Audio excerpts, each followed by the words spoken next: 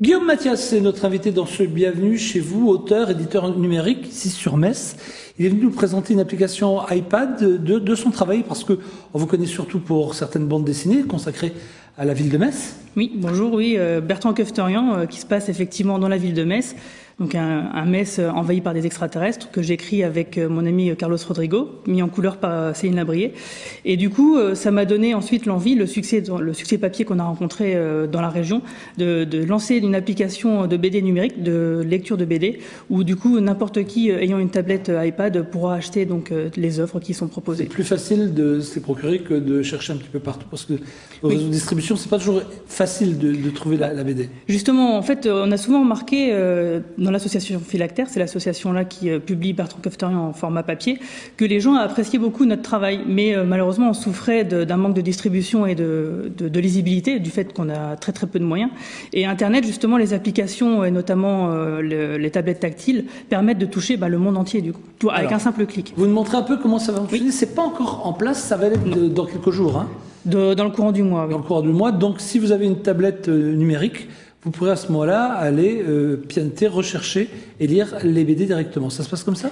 Exactement. En fait, on télécharge l'application sur l'Apple Store. L'application est entièrement gratuite, donc en fait, vous arrivez là-dessus. Il y a un petit cache.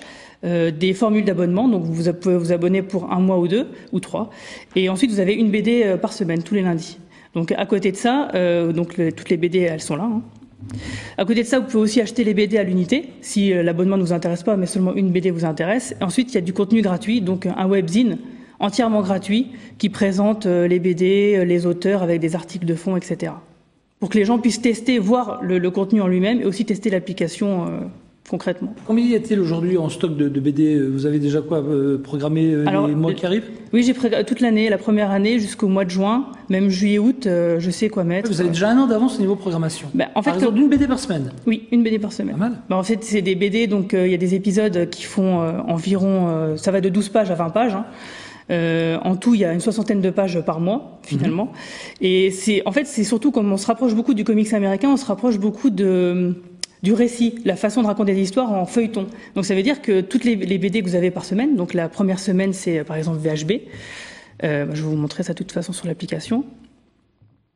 Hop, c'est tous les premières semaines, tous les premiers lundis de chaque mois, vous retrouvez un épisode de VHB. La deuxième semaine, vous retrouvez un épisode de Bertrand Kefterian. La troisième semaine, une troisième série et la quatrième une autre, etc. Vous nous avez ramené un petit teaser, on peut le regarder, on peut jeter un œil dessus. Si vous voulez, c'est le teaser de l'épisode 2 papier de Bertrand Kefterian. Alors, la chaîne s'appelle RTM9, oui. Il n'y a aucune allusion. Non, aucune. C'est complètement au hasard. Regardons.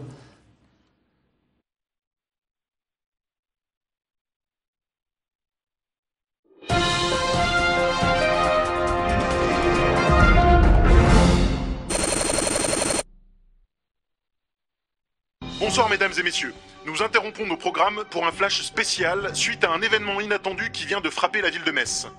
En effet, une série d'explosions vient de se produire sur les barrières de sécurité sud, confinant les aliens dans les zones de traque. Un détachement du groupe d'intervention extraterrestre a été envoyé sur les lieux pour gérer la menace qui risque de s'étendre aux zones habitées voisines.